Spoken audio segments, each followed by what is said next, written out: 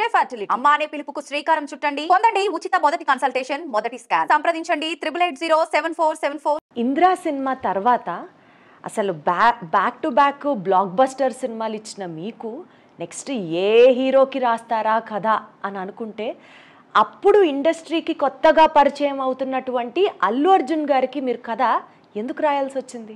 అల్లు అర్జున్ గారికి మొట్టమొదటి సినిమా కథ రాసే అవకాశం నాకు రావటం అనేది నేను చాలా అదృష్టంగా భావిస్తాను. ఎందుకంటే ఒక ఎస్టాబ్లిష్ అయినటువంటి హీరోతో వర్క్ చేయటము, అప్పుడే స్క్రీన్కి పరిచయం అవుతున్న హీరోని మనం కథ రాయటం అనేది, మీరు చూస్తూ ఉంటారు పెద్ద హీరోల సినిమాలు, నందమూరి బాలకృష్ణ గారి కానివ్వండి, చిరంజీవి గారి కానివ్వండి, రజనీకాంత్ గారి కానివ్వండి, మీకు యావరేజ్ అయినా కూడా డబ్బు ఒక 60% వచ్చేస్తుంది.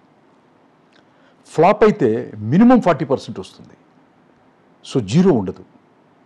కానీ ఒక కొత్త హీరోని పోర్ట్రేట్ చేయటం అంటే అది పూర్తిగా కథ బాగుంటేనే చూస్తారు, లేకపోతే చూడరు. మినిమం గ్యారంటీ కూడా ఉండదు అని నాకు ఛాలెంజ్గా తీసుకొని, మీ పర్సనల్ ఛాలెంజ్ అది, నా ఇన్నర్ ఛాలెంజ్గా తీసుకొని నాకు తోడుగా నేను తెచ్చుకున్నటువంటి ఒక అత్యంత విలువైనటువంటి సనాతన ధర్మం, ఈ భూమండలానికే తల్లి అయినటువంటి గంగమ్మ తల్లిని లోపలికి తీసుకొచ్చుకొని ఆ తల్లితో ప్రయాణిస్తూ ఆ తల్లి పేరే టైటిల్ పెట్టుకొని ఆ తల్లి ఈ విశ్వాన్నే కాపాడే రక్షకురాలుగా, కాబట్టి ఆ కథలో హీరోయిన్కి వాటర్ వల్ల ప్రాబ్లం ఉంటుందన్నమాట. సో వాటర్కి అధిపతి, గొప్పది, పవిత్రమైనది అని మనం మాట్లాడుకునేది గంగమ్మ తల్లి అయినప్పుడు, ఆ గంగమ్మ తల్లి ప్రాణాలు తీయదు, ప్రాణాలు పోస్తుంది, ప్రాణాలని నిలబెడుతుంది, మనుషుల్ని కాపాడుతుంది. మనుషుల్నే కాదు, యావత్ ప్రపంచాన్ని కాదు, ఈ భూమండలాన్నే కాపాడేదే ఆ గంగమ్మ తల్లి అని చెప్పినటువంటి ఆ కథ, ఆ గంగా తీర్థాన్ని ప్రతి థియేటర్లోకి తీసుకెళ్ళి ఇవ్వటానికి సహకరించినటువంటి నిర్మాత శ్రీ అల్లు అరవింద్ గారు, శ్రీ అశ్విని దత్ గారు, దాన్ని దర్శకత్వం వహించినటువంటి రాఘవేంద్రరావు గారు, నిజంగా దాంట్లో నటించినటువంటి ముఖ్యంగా అల్లు అర్జున్ గారు అద్భుతమైనటువంటి పెర్ఫార్మెన్స్తో తన తొలి చిత్రం అది అవ్వటం నాకు భాగ్యంగాను, నాకు వరంగాను, నాకు అన్నిటికంటే ముఖ్యంగా ఏంటంటే గంగమ్మ తల్లిని ఆంధ్రప్రదేశ్కి తీసుకొచ్చి థియేటర్కి తీసుకొచ్చావన్న సాటిస్ఫాక్షన్. అల్లు అర్జున్ మొట్టమొదటి సినిమా అప్పట్లో థియేటర్లో అందరికీ కూడా మొదటి రోజున ఆ గంగమ్మ తల్లి తీర్థాన్ని కూడా మీరు ఇచ్చారు. తీసుకురావటం అనేది ఈ జన్మకి నాకు ఉండే తీపి జ్ఞాపకాల్లో చాలా ముఖ్యమైనటువంటి జ్ఞాపకం అది.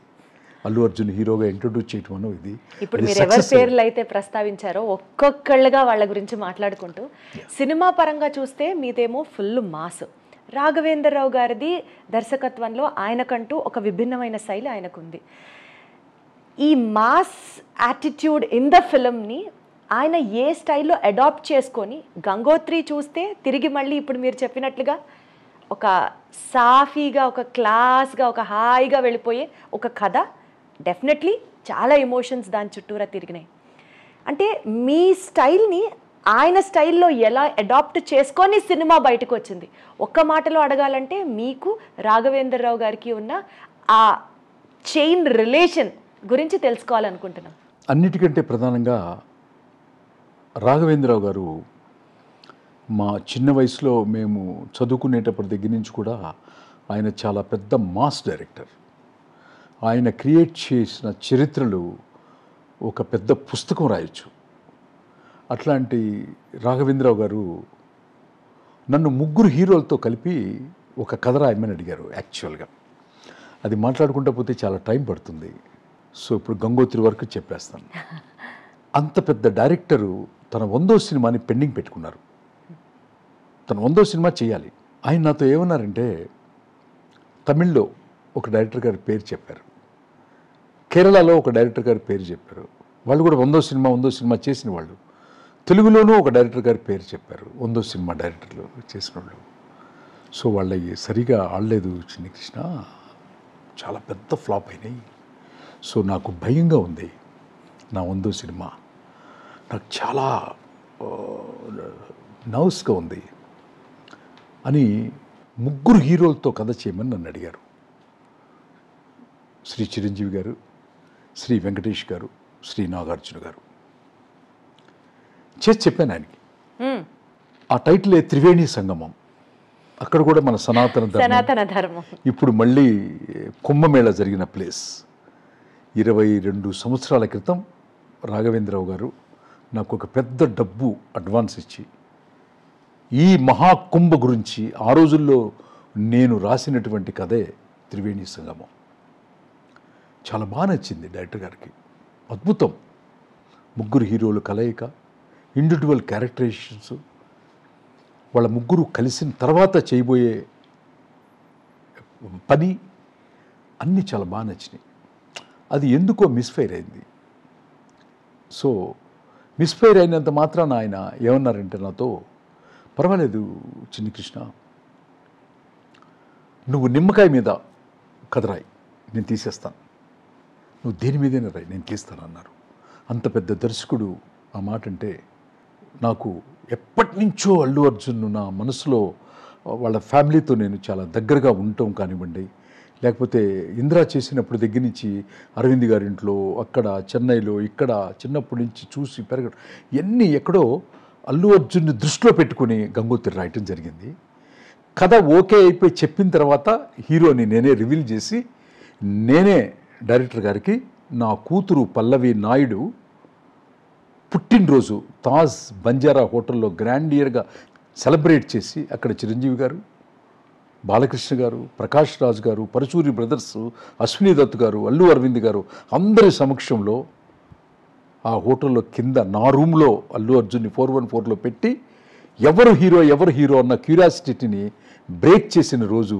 ఎవరో ఎందుకండి, మన అరవింద్ గారు అబ్బాయి అర్జున్ని పరిచయం చేద్దామని నేను పిలిచి పరిచయం చేస్తే ఆ తర్వాత చీర్స్ జరిగింది. ఆ తర్వాత పెద్ద గ్రాండియర్గా పెద్ద సెలబ్రేషన్ జరిగిందనమాట.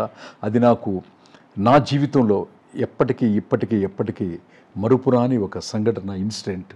నా పెద్ద కూతురు పల్లవి నాయుడు పుట్టినరోజున అల్లు అర్జున్ని హీరోగా రాఘవేంద్రరావు గారికి పెట్టి అక్షింతలు ఇచ్చి ఆశీర్వదింపజేసి ఆ తర్వాత పార్టీ చేసుకున్నాం.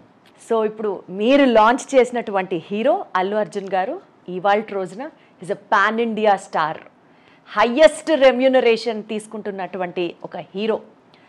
ఆయన డెడికేషను, ఆయన డిటర్మినేషను, ఆయన హార్డ్ వర్క్, ఇవన్నీ ఆయన సక్సెస్ గురించి మాట్లాడతాయి. అలాంటి ఒక స్టార్ని మీరు లాంచ్ చేయడం, ఇవాళ రోజున ఆయన కెరియర్లో అంత ఉన్నతమైన స్థానం, ఆయన ఎదుగుదలని చూస్తే ఎలా అనిపిస్తుందండి మీకు? అంటే ఫస్ట్ రోజుకి ఇవాళ రోజుకి మీరే ఉన్నారు ఆయన జర్నీలో కంపేర్ చేసుకొని చూడడానికి. How do you analyse that? Allu Arjun గారి గురించి ఒక్క మాటలో చెప్పాలంటే కంటే ఒక వాక్యంలో చెప్తాం. తను ఫిక్స్ చేసిన గోల్ రీచ్ కావటం కోసం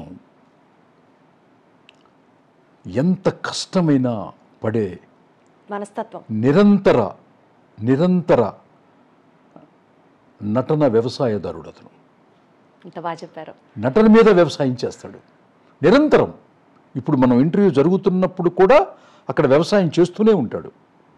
the best personalities, the best creators ఎవరో తెలుసుకొని అదంతా మనసులో నిగూఢంగా పెట్టుకొని అతనికి ఉన్నటువంటి టాలెంట్ని, దర్శకత్వ టాలెంట్ని, రచనా టాలెంట్ని, సంగీత టాలెంట్ని, డిఎస్పి గారిని తను గట్టిగా మానసికమైనటువంటి బంధం వేసి రెమ్యునరేషన్ ఇచ్చే డైరెక్టరు, రెమ్యునరేషన్ ఇచ్చే రైటరు, రెమ్యునరేషన్ తీసుకునే మ్యూజిక్ డైరెక్టర్ కాకుండా మనసు పెట్టి చేసే రచయిత, మనసు పెట్టి తీసే దర్శకుడు, మనసు పెట్టి చేసే సంగీత దర్శకుడు, మనసు పెట్టి సినిమా తీసే నిర్మాత, ఎంత ఖర్చైనా పర్లేదు అనేవాడే ఈ భూమి మీద అల్లు అర్జున్కి పరిచయమైనటువంటి అత్యంత అద్భుతమైనటువంటి రచయిత, అద్భుతమైనటువంటి దర్శకుడు, అద్భుతమైనటువంటి హ్యుమానిటీ గల వ్యక్తి సుకుమార్.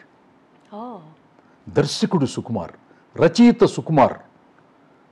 ఈ సుకుమార్ గారు రాత్రింబగళ్ళు 10 గంటలు అల్లు అర్జున్ గారు కష్టపడితే 20 గంటలు సుకుమార్ గారు కష్టపడితేనే ఆ ప్రొడక్ట్ వస్తుంది, ఆ ఆ అవార్డులు వస్తాయి, ఆ రివార్డులు వస్తాయి, ఆ డబ్బు వస్తుంది అనమాట. సో ఫస్ట్ ఒక రచయితగా నేను ఇంకొక విషయం ఏంటంటే, నరసింహనాయుడు నాతో పాటు కలిసి వర్క్ చేశాడు సుకుమార్. సో అది యావత్ ప్రపంచానికి తెలియదు.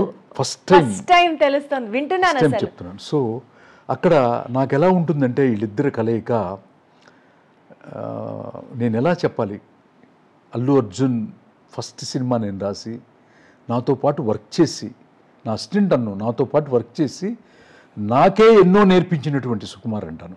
శిష్యుడి దగ్గర నుంచి కూడా కొన్ని నేర్చుకోవచ్చు కదా, అట్లా శిష్యుడి దగ్గర నుంచి కూడా నేర్చుకున్న గురువు.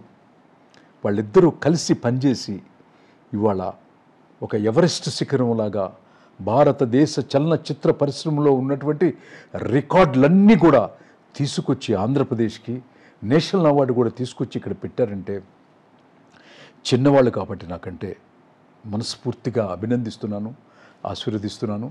ఇంకా ఇంటర్నేషనల్ స్థాయికి కూడా వాళ్ళిద్దరు కాంబినేషను వెళ్ళటం తథ్యం, తథాస్తు. అంతే.